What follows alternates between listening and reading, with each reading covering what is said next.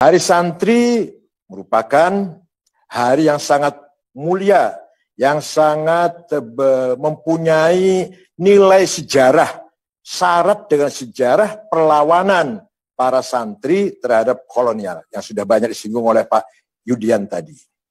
Ringkas cerita, memang istilah santri masih banyak diperdebatkan.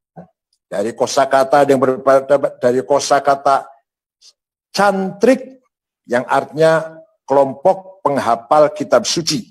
Ada yang berpendapat dari kata sastri, menjadi santri.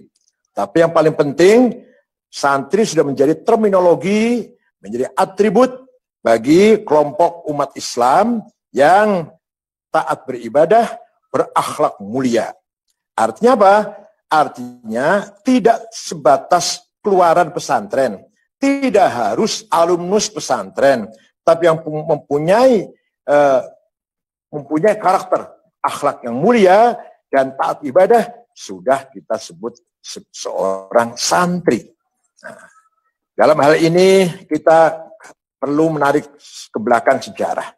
Ringkas cerita, ketika Belanda sudah menguasai beberapa, bahkan bukan beberapa, semua kerajaan Islam, Banten, Cirebon, Solo, atau di luar Jawa semua dikuasai Belanda, maka beberapa para pangeran yang ada di keraton yang masih mempunyai prinsip non-cooperation dengan penjajah, lari meninggalkan kerajaan, membangun lembaga pendidikan sebagai titik pusat pertahanan nilai-nilai agama Islam, baik itu teologi maupun akhlak atau karakter, dan muamalah, muasyarah, membangun pergaulan, membangun perkawanan pertemanan, berangkat dari nilai-nilai akhlakul karimah. Itu yang nanti akan dinamakan pesantren. Maka rata-rata pesantren itu semuanya dibangun oleh keturunan kerajaan, masih keluarga raja.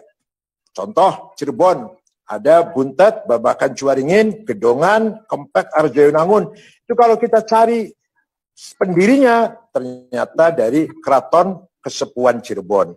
Begitu pula Pangeran Diponegoro, itu putra Hamengkubuwono II. Begitu pula Ki Hajar Dewantara, Bapak Pendidikan Nasional, itu santri murid dari Kiai Samsudin Klaten. Dan masih banyak lagi para pahlawan yang berlatar belakang santri. Bukan berarti keluar pesantren, tapi punya semangat mengamalkan ibadat Islam sesuai dengan perintah syariat. Bukan berarti syariat diformalkan, tapi diamalkan, dijalankan, dan berakhlakul al-karimah, berakhlak mulia. Sesuai dengan guidance dari Allah sendiri kepada Nabi Muhammad, membangun masyarakat Islam, pertama, yatlu alaihim ayatih, mengenalkan ayat-ayat Al-Quran, kemudian yang kedua, wa yuzakkihim, membangun karakter. Jadi setelah baca Quran, baru karakter. Setelah karakter baru wa yu'allimuhumul kitab, skill, ilmu pengetahuan. Sudah skill, sudah karakter, puncak adalah wal hikmah, wisdom, kearifan, kebijakan, yang selalu mengharapkan direct illumination dari Allah yang maha absolut. Kalau saya baca ayat Qurannya, walladzi ba'atsa fil ummiyina rasulan minhum yatlu 'alaihim ayatihi wa yuzakkihim wa 'allimul kitabul hikmah. Kemudian pesantren lahir di desa-desa, di kampung-kampung, kiai-kiai berhasil mempertahankan akidah dan akhlak. Teologi dan akhlak Islam terjaga, terawat. Tapi sayangnya terisolasi, tidak ikut membangun peradaban di kota, tidak ikut berperan mewarnai perkembangan di perkotaan, tapi berhasil menyelamatkan orisinilitas atau pemahaman-pemahaman tafaqquh fiddin, pemahaman-pemahaman pendalaman ilmu tafsir, hadis, fikih dan sebagainya, itu di pesantren di kampung-kampung.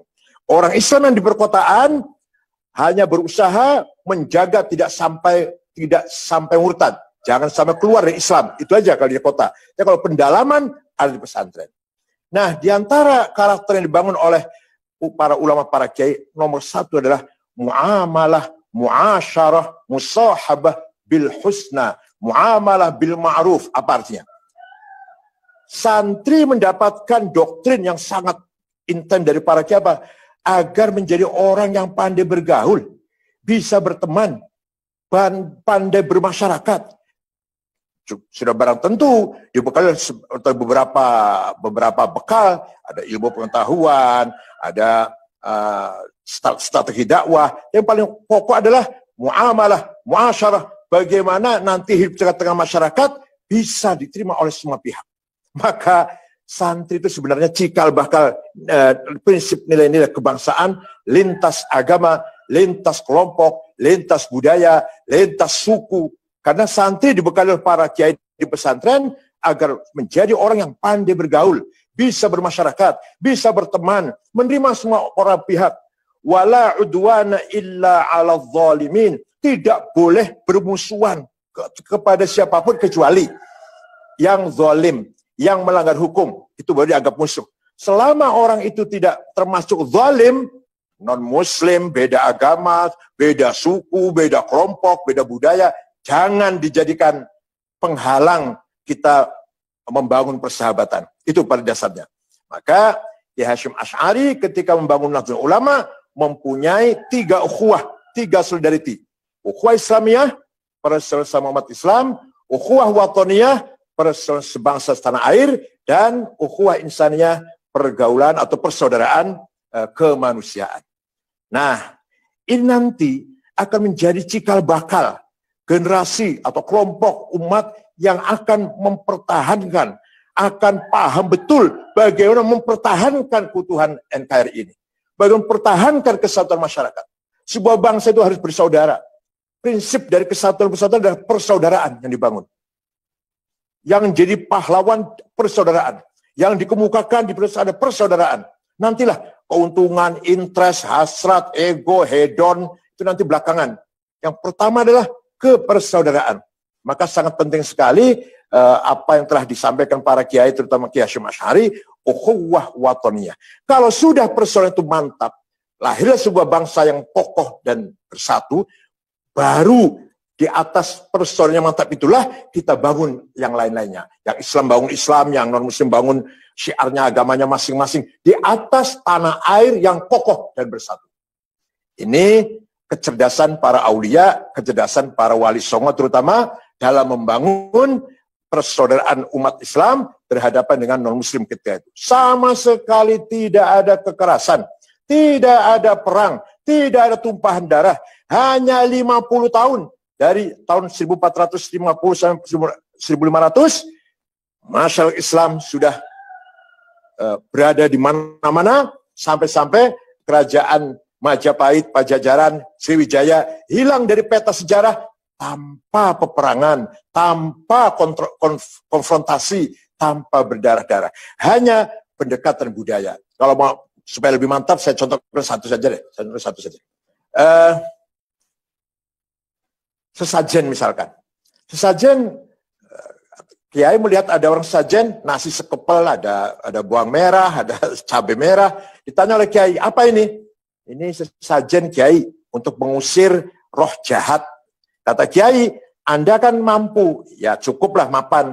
Maka potong kambing dengan beras 20 kilo, 30 kilo. Sudah dimasak beras jadi nasi 50 piring. Sudah potong kambing jadi gulai atau jadi lauk 50 mangkok. Si orang itu tanya pada Kiainya, Kiai, ini taruh di pojok mana ini? Bukan ditaruh di pojok, tapi dimakan oleh para tetangga, teman, karib, sobat, terutama fakir miskin. Tapi sebelum dimakan, berdoa dulu, minta pada Yang Maha Kuasa. Minta apa? Kamu selamat, istrimu selamat, anakmu selamat, keluargamu selamat, hartamu selamat, hidupmu selamat, matimu selamat. Maka namanya bukan sesajen, tapi selamatan. Itu antara lain cara bagaimana Kiai mendakwakan Islam pada masyarakat Jawa ini.